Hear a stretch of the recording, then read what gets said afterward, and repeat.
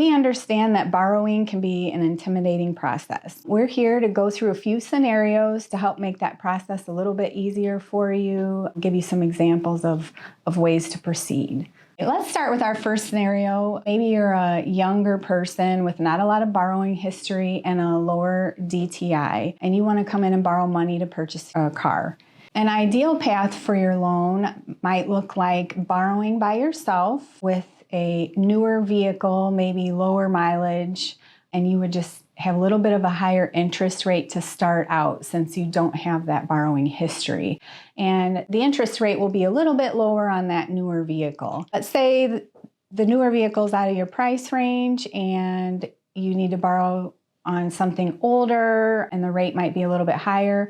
So an alternative to that scenario would be to bring in a co-borrower or co-signer to help you establish credit on your first loan. In our second scenario, say you're in your mid-30s, you're looking to purchase a home, you have 10 years of borrowing history and a moderate DTI. The best case would be to have a 20% down payment on your purchase, and you may be able to buy something a little bit more expensive. The other alternative, if you don't have that full 20% down payment, you can borrow up to 95% and just put 5% down and finance more of the purchase, but you may have to look for something a little bit less in market value. In our third scenario, maybe we have someone in their late 40s looking to purchase their parents' business. They have no existing debt and great credit history. The ideal situation would be to have a good down payment and good collateral, and you could just take a commercial term loan. The second scenario would be if you don't have